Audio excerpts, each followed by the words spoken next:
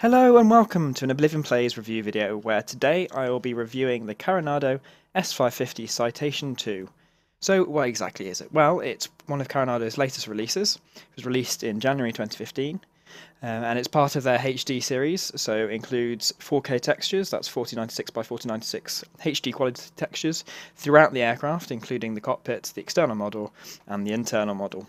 And you can buy it in numerous outlets, including the Carenado website themselves, or if you'd like to support me, I've provided the link for the Flight Sim store below in the description. So if you'd like to buy it, it'd be great if you could buy it through that link.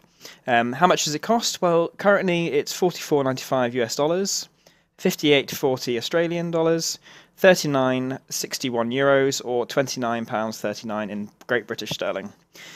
So it's at the more pricey end of the scale, but as you can see, you do get quite a lot for your money. What I'll do today is I'll go through all the features, so including the internal systems, the model itself, we'll have a good look at the textures all around the aircraft. I'll also do a description of what comes with the model, so in terms of the manuals and the different liveries. And then I'll do a flight test, and we'll look at some of the flight characteristics of the plane, and we can listen to some of the sounds that come with the aircraft. And then I will do a conclusion, wrap-up, and a verdict, including what I'd like to see in the future for this plane, if at all. So, without further ado, let's jump into the cockpit and see what some of the systems are like. Right, so in terms of the cockpit textures, as you can see, they're really high definition. In terms of the 4K textures, I'm not sure if you actually get any added benefit with a 1080p monitor, but I'm sure someone can help explain if that is actually a benefit, but I'm sure if you have a 4K monitor, then there is some obvious benefit.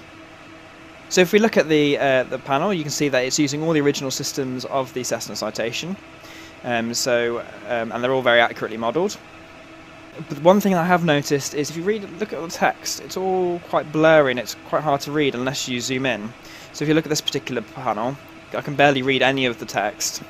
When I zoom in, then it all kind of comes into definition. I don't know whether that's because of the fact it is a 4K texture. So if I reduce the resolution, that might fix it. But let's go through some of the systems. So if we zoom in to this flight panel section, the primary flight display. So we have the electronic attitude director indicator and the horizontal situation indicators. So Carenado have nicely modelled this, and in the manuals there's a bit of an explanation of what each of the parts show, but I'll just quickly describe. So this is the relative speed indicator. When the engines are running and you're flying, there's a little arrow that appears, which I'll show you later when we're flying around. And basically what it tells you is if you're going too slow and when you should apply throttle. So if the arrow's down here, you should apply throttle, and that's just to help you prevent a stall. And then this indicator will show the actual speed of the aircraft. And then the flight director in magenta will come on in the middle, and you'll also get the autopilot annunciations at the top to tell you which settings you've got. And then on this hand side, when you're in ILS mode, a glide slope indicator will appear with a green glide slope arrow. This is for the decision heights. These arrows adjust the brightness, which is nicely simulated, and then you can test the display there. And then you have your lateral deviation simulated at the bottom, and that's about it really for the electronic attitude indicator. So next we have the electronic horizontal situation indicator, or EHSI, and this basically provides all our navigation information in the aircraft. So at the top left we can select our nav source, and that's adjusted using these arrow keys. This will display the distance to the next waypoint. This displays which nav source we have, and this displays obviously the ground speed, as you can see. We have the compass rose, which just helps you determine which heading you're currently at. The current course setting, which is also represented with the course bug there. And then we have the BRG button, which provides the bearing for the direct bearing to the next waypoint, or to the GPS, or whatever you have set. These arrow keys I've already shown what they demonstrate. The HSI provides information on the wind vector, I'm not sure whether TTG or heading 1 display. But I'm assuming that would be I don't know what the TTG, but I'm assuming the heading 1 would be speed on the vector straight towards your current heading.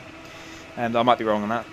And then the map or GFX, which is graphics, I'm assuming. TCAS, weather, terrain, nav aids, and airports will all appear on the background. So there you go. So you click that, and you click it again, and it will display what you've selected. So you can have the trains on now. This train's off. And you can put TCAS on, which demonstrates the surrounding traffic. Or you can have nothing on. So that's about it for the EHSI. So the last thing just to point out is, in order to change the course and heading bugs, we need to zoom out, and the course and heading selectors are down by the autopilot panel. So for example, if we click that, so actually what I pointed out as the course bug is actually the heading bug. That's how you change the course. So the next thing we'll look at is the autopilot control panel, which is just found under these armrests. And we'll just zoom in so you can see a bit about what they are. So we have the FD off, which turns off the flight director. Turn it on. As you can see, the flight director appears on the EADI. The next is the heading, so that will follow the heading selection that you have. Nav will follow the nav that you've set, either nav 1 or nav 2, depending on which source you've selected. Approach will activate the approach mode, which will follow the ILS signal if you've input an ILS into nav 1. BC activates the back course selected by the EHSI. And then this nav HSI switches between GPS and nav modes. Out will maintain the current altitude. Out select will mean that the autopilot will pursue the altitude set in the altitude selector, which is found here. VNav will maintain the altitude selected in the FMS. Which we'll come on to later. VS will allow you to change the vertical speed by using the pitch wheel. The IAS mode will use pitch to maintain the indicated airspeed, so climbing or descending accordingly. The bank limit will limit the bank angle to half a standard turn if you click on it, and the soft ride doesn't work.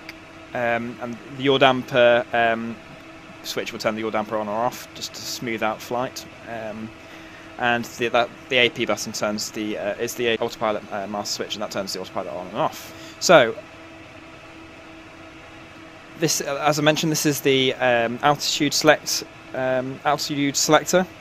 So by adjusting it, you increase the set altitude to which the plane will climb to if you have it in out select mode, and it's displayed in hundreds of feet, so that, for example, is 1,000 feet.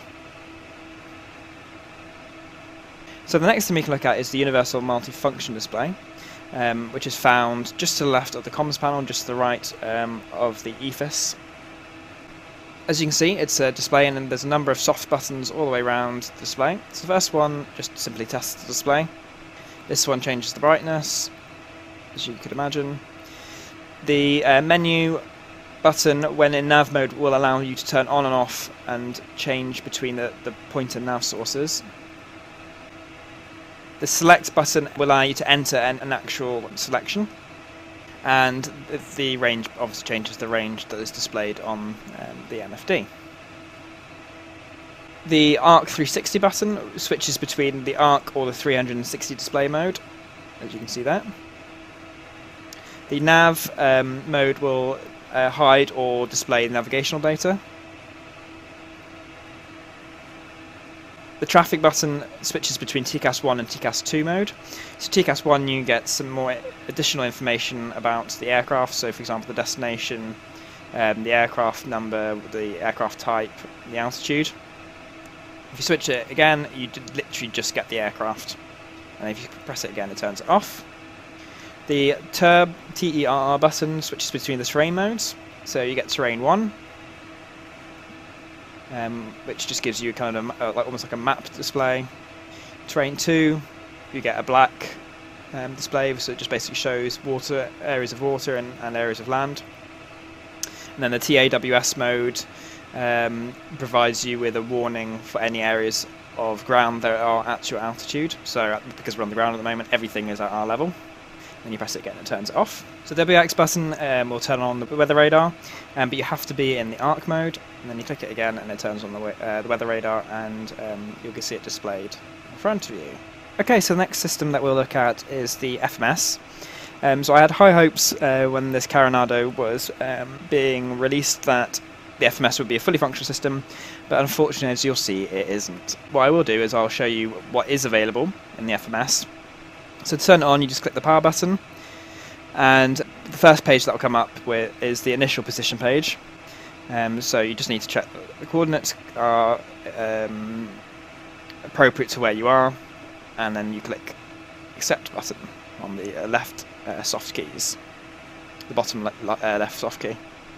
And at this point you could insert your flight plan if you wanted to insert one.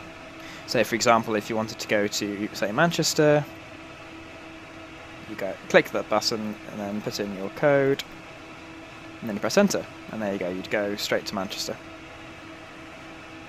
And then you could change your flight level there, or if you wanted to, you can use the default FSX flight planner, and it will automatically input all your flight plan into the FMS. But unfortunately, this is the bit that I was most disappointed about, is it doesn't use navigraph updates or ARAC updates. It uses only the default FSX software.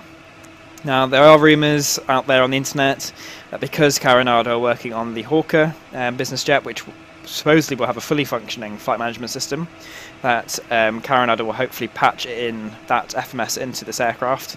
But obviously this is just hearsay and rumour, and there hasn't been any word from Carenado on whether they'll actually do this.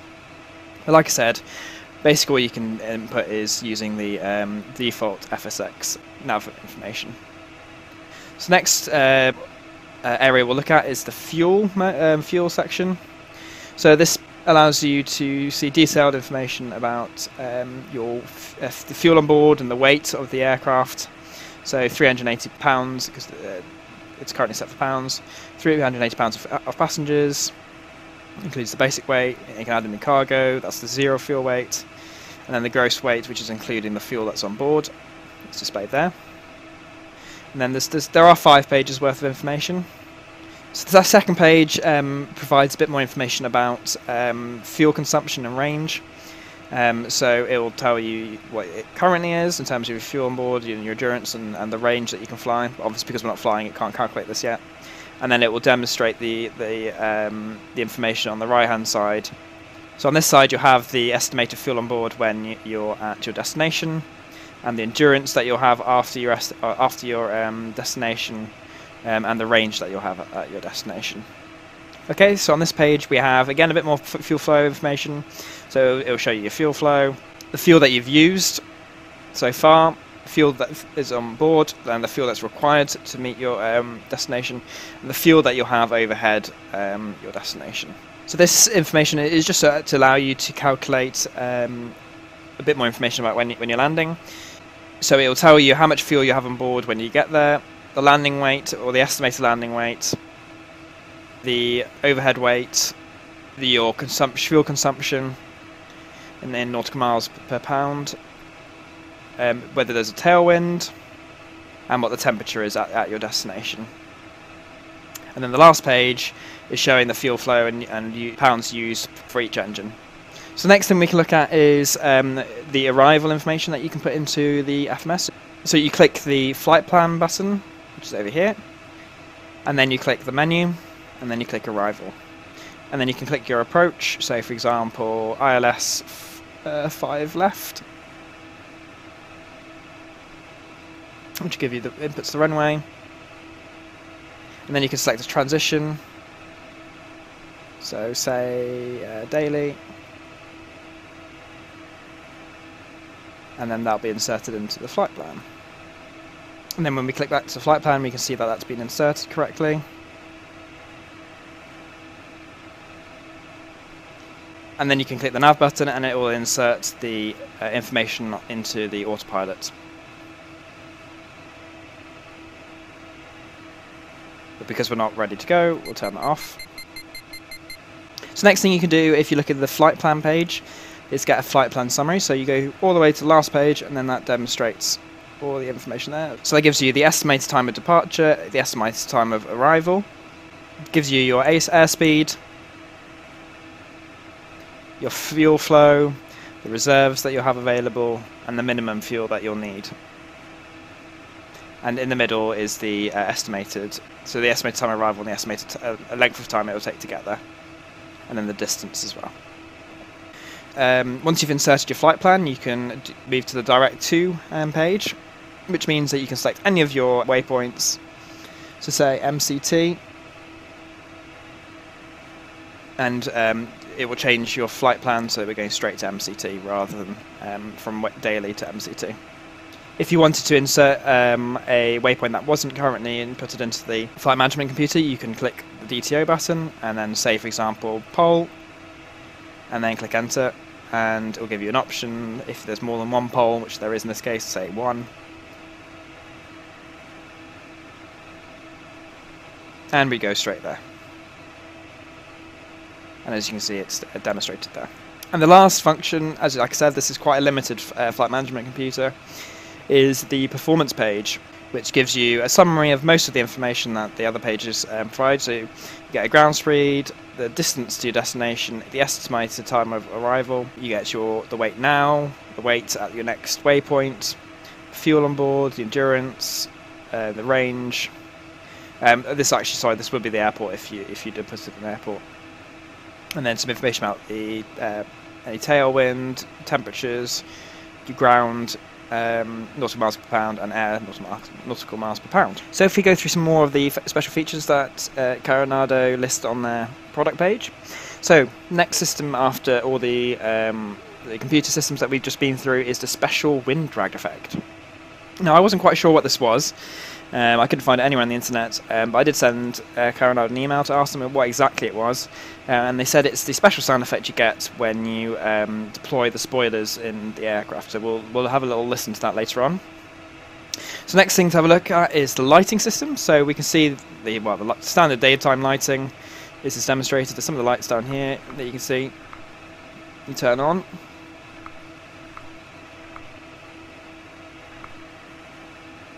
But what we'll do is we'll switch over to the night, and then I think that'll give us a better idea of what they look like. Okay, so here we are again back in the aircraft, but it's night now. So here's all the control panels for the interior lights. So when we switch them all on, as you can see, it looks really nice. I'd say that, yeah, the lighting effects are really good. And then the last light to turn on is the floodlight. And again, yeah, so the lighting effects are really good, so very impressed with them.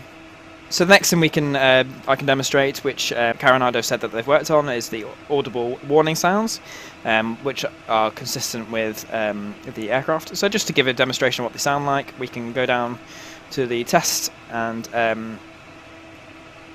work through them. So the fire warning gives us a little fire warning indication there. The landing gear,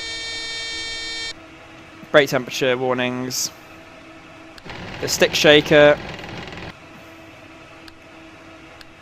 and then various other tests, this one being, I think, the overspeed one, yeah, anti-skid, annunciators, and then off. So the last thing that Carenado lists that is considered a special feature, which I would personally consider actually to be a standard feature, is full FSX support, and what should be expected these days is prepared or P3D version 2.0 compatibility.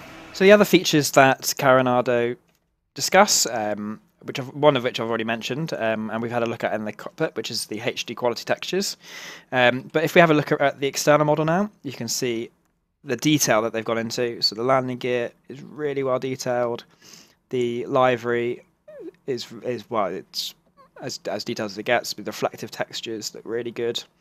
And we've got the cabin door with all these 3D texture, 3D modelling that's been put in. Landing gear here is very good. We've got some wear effects on underneath the wing. We've got this external GPU that's modelled and works correctly.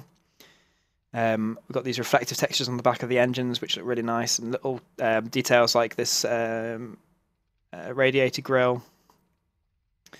And then we have, well, the same on this side, but as you can see, when you have the static elements, which you can access through Shift-6, which pops up the citation control panel, which includes the virtual cabin windows, instrument reflections, static elements, which is, let's get rid of this plane, which are these covers and safety elements, such as the pitot covers and the engine covers. And then you can open the passenger door and the baggage door, and then the ground power unit, and it will show you the voltage that's being demonstrated. So overall, I think the attention to detail on the textures is really good. And we'll just jump into the cabin, and I'll show you what the interior model's like. So here we are back in the cabin of the Carenado Citation, but this time we're in the passenger compartment. And as you can see, the attention to detail is reflected well in the passenger compartment. Everything is still HD textures, to the point where you even can read the warning on the window. And the wood effects are really good. The seats are really well detailed, with the lighting effects on the top as well. So in terms of the internal model, really good. I'll just show you the other viewpoint, which is the back passenger 2. So this is looking forward this time from the aircraft. So you can see the passenger door there, and then the cockpit will be found there, and the galley just there. So now that we're back in the cockpit, I'll just show you a couple more of the customizable features, which you can access again through the Shift-6. So the VC windows, if you click that off, it just gets rid of the reflections in the window. And then the instrument reflections, as you can see, there are some reflective elements on the instruments. If you turn that off, it just makes them a bit clearer, but they don't quite look as nice.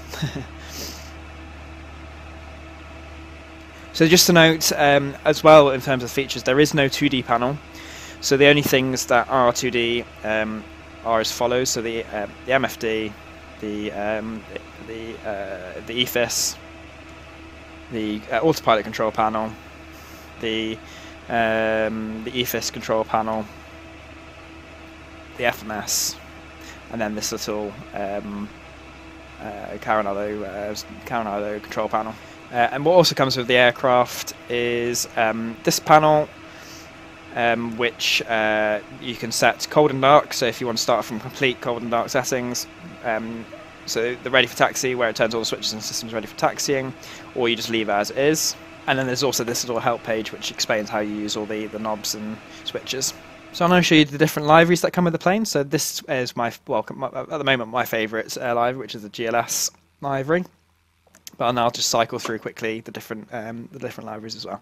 So we have the plain white citation livery. We have this white and red American registered citation, which is called the N6863 livery, which is quite nice. And then we have another American registered citation with this the white, grey and blue striped livery. And then we have this livery, which is white, this kind of beige colour, and then this green colour, and it's got a slightly different stylized Citation II writing on the side.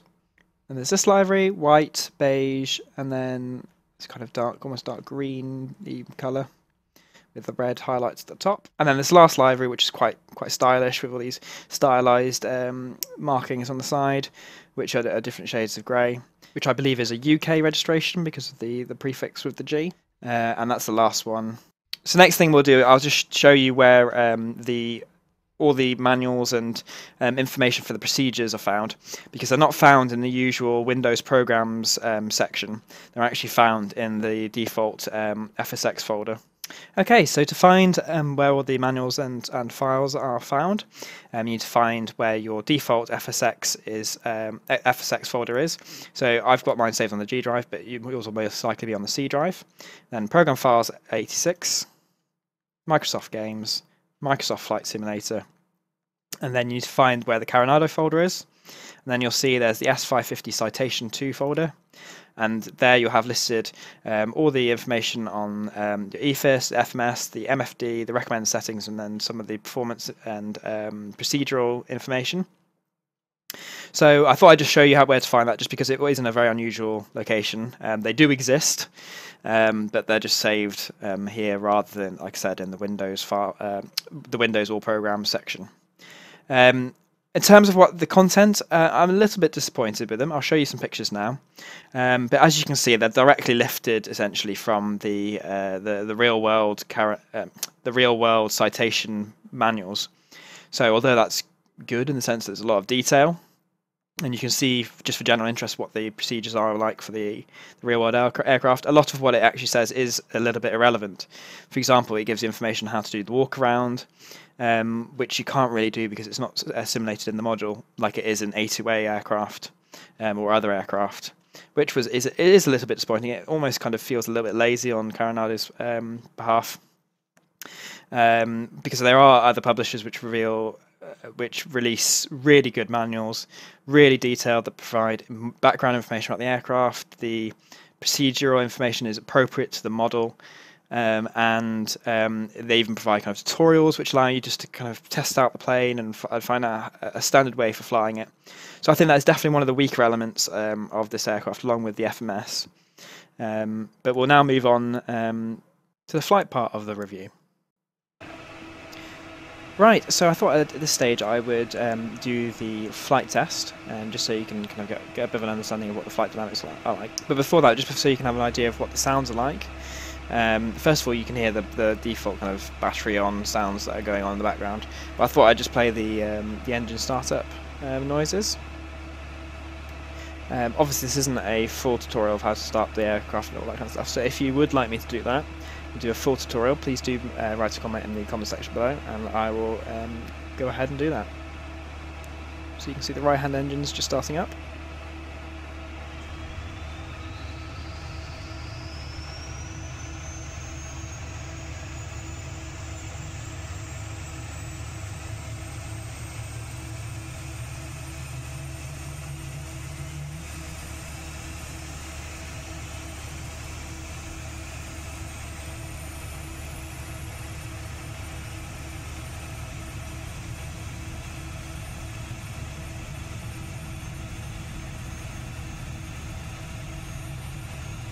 Okay, so that was the first engine starting up.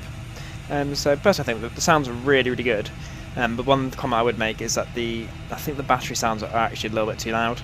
It actually overwhelms the engine startup noise, which I think is a little bit kind of broken. But I'll just start up the left engine just so you can hear what that one's like as well.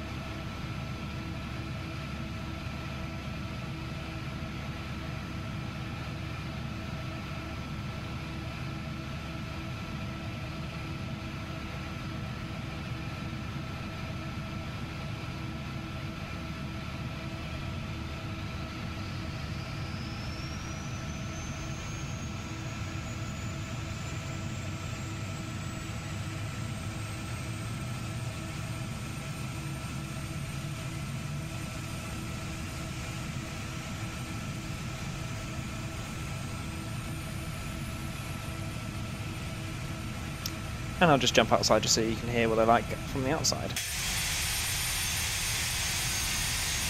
So Carenado does boast that their sounds are all 3D. And it's kind of hard to tell, but yeah, I'm roughly getting that effect. See if we can get the effect in the cockpit.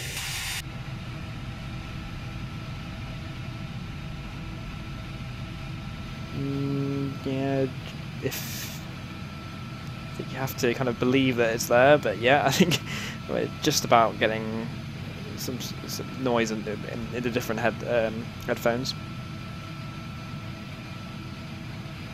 Right, so I'll just taxi over to the runway and I'll join you for the flight test. Okay, so we're just lined up at runway 27 in Gloucestershire Airport. So what I'll do is I'll line up and get all the lights on. And I'll show you what the lights look like outside now that they're all on. So we'll pop the landing lights on and the anti-collision lights on. I haven't properly calculated all the takeoff information just for purposes of this tutorial, but it will be approximately around about 98 knots rotate. So let's just line up.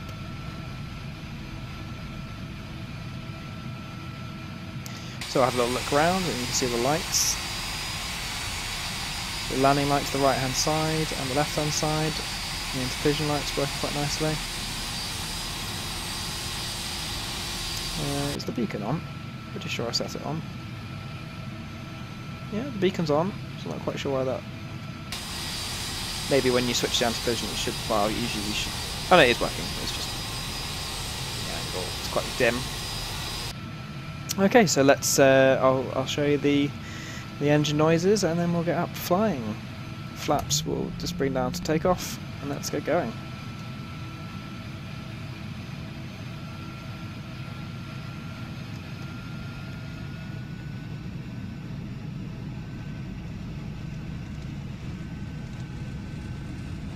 It's not an overwhelming noise, but it may well be like that in real life. I've never been in SS and citation, so I can't justify it. So let's rotate. It's really nice, easy rotate. It's not overly sensitive like some of the other aircraft that I've flown. And there's that speed indicator that I was talking about, so it's saying we're a bit on the slow side. But yeah, so far the flight dynamics are really nice and smooth. Very easy to fly. Got a bit of bump, but I think that's more bumpiness. I think it's more to do with Active Sky Next. That's looking a bit glitchy. Don't know if that's a bug. Bring the throttles back. Just turn the yaw damper on. If I can find where it is. I think it's actually hidden behind here. Yeah, there it is. Right. So yeah, it's bouncing about in the wind a bit. I mean, obviously I'm not a real world pilot, so I think this test will be relatively limited, but from just what I'm experiencing, I can just talk through. So, like I said, it's all relatively smooth. If we do some, we'll do a stall test. So throttles right back, bring the speed brake up. So this is the wind effect that I was talking about. You hear the wind kind of turbulent sound in the background. So we'll do a clean stall first of all and just see what happens. Turn the speed brake off. Sorry about that noise, it's very annoying, but just bring the nose up a little bit. We're getting the stick shaker going. Oh, it was going. And let's see what happens.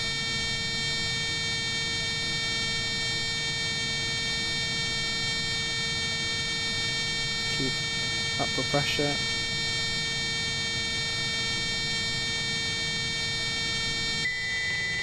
There we go. Oh, just stalled a little bit.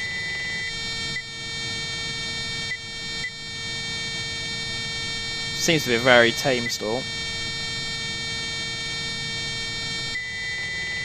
Literally just the nose drops. And then we get a slight right wing drop. So if we bring up the speed now, we'll try it with the flaps. So yeah, sorry about that, all the noise. Right, so we'll do it again, but this time we'll bring flaps all the way down. Let's just see what happens now.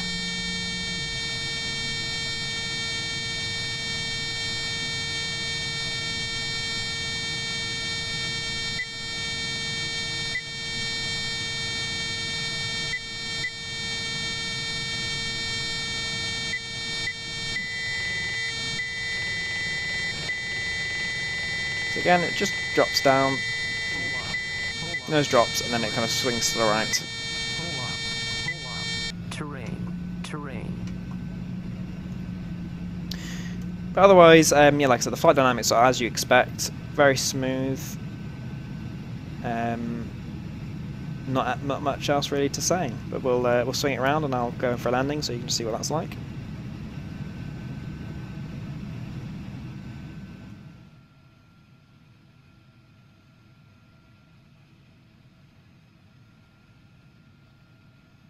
Okay, so we're here on final at Gloucester Airport, runway 27. We're about £11,000, just under, but we use £11,000 as a reference. So at full flaps, landing speed about 93 knots. So just bring that speed down a bit. So it's nice and stable, as you can see. Really easy just to bring in on this approach.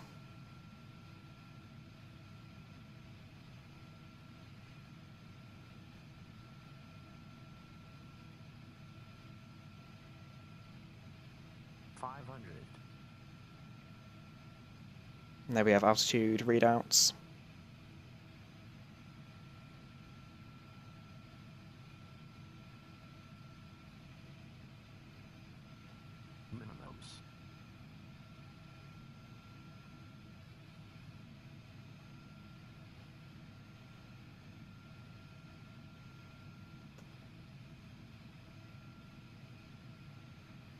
And there we go. Lovely smooth landing. Bring up those thrust reversers.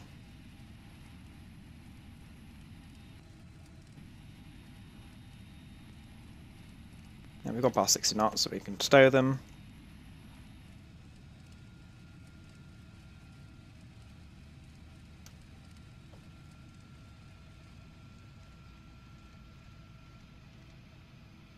Just have to be careful with my differential brakes there.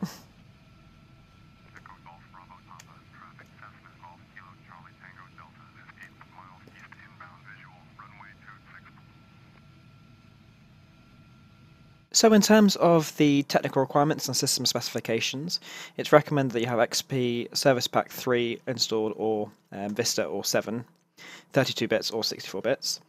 They recommend in terms of your processor that it should be a Pentium 5 or 3 GHz or similar. Personally, I used to have an i7 920, and I was struggling with frames even on that processor, because obviously FSX is a very much processor dominant system. I'd recommend something a bit better than that.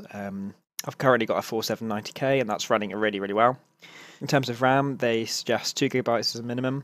They recommend 4 GB, but I've had problems with crashing even with 16 GB, so I'd certainly suggest a bit more than the recommended 4. The graphics card, they recommend a 512 MB graphics card. That's probably at the lower end. Obviously, FSX isn't too graphics card heavy. Probably suggest a 1 or a 2 GB card as a minimum. And it takes up about 950 megabytes of hard disk space. So with my system, which you can see in the description below, I'm running it really well. It doesn't really struggle with, particularly in the non-FPS heavy airports. I've got my FSX limited at 30 frames, and that's absolutely fine. It's easily hitting that. So in the last section of this review, I'll just wrap up. So in terms of bugs that I found, I've noticed there's been some sound bugs, particularly if you turn on the battery. Sometimes it just cuts out the sound, background sound will just cut out, and it will go through this kind of cycle of cutting out on and off. And to fix that, all you have to do is switch the battery on and off. But it just seems a bit of a weird bug that should be fixed. I've also noticed some problems with the autopilot. The vertical speed and autopilot doesn't seem to work very well, but this could again just be a temporary problem which could be patched out. And then the last problem I've noticed is that I do find, of all my add-on aircraft, this particular aircraft does crash quite a lot. It's probably once every other flight it will crash, which is a bit disappointing. It's particularly bad when I'm switching between views. That's usually when it crashes. Right, so in conclusion, personally I actually really do like this aircraft. I thought I would be a bit dubious about it, particularly about some of the features that are lacking. But the textures are really good. It looks absolutely stunning and doesn't really hit on your frames too much. A lot of the systems are good. I like the authenticity of the dashboard and all the systems within the cockpit. The view in the back of the aircraft is really good, and a lot of the fixed views that you can have are really good as well, looking around the aircraft. But unfortunately, things that I don't particularly like and what I'd hope could be fixed in the future is the FMS just simply isn't up to scratch really, especially for the price point of this aircraft. So fingers crossed that Carenado will either patch in a new FMS when the Hawker is released, or they increase kind of compatibility with third-party FMSs or GPSs, such as the Flight 1 GTN 750. I think that'd be really good, particularly if they could provide an integration into the dashboard of the aircraft. And another thing which I found which was a bit lacking was the manuals. I think that's an area which Carenado should really improve on. But I think that's it. So thank you very much for watching. I really do recommend this aircraft, and hopefully many of the problems that I've mentioned will be removed. So if you enjoyed this video, please like or comment, and if you really liked it, please subscribe and watch my other videos. So thank you very much, everyone. Goodbye.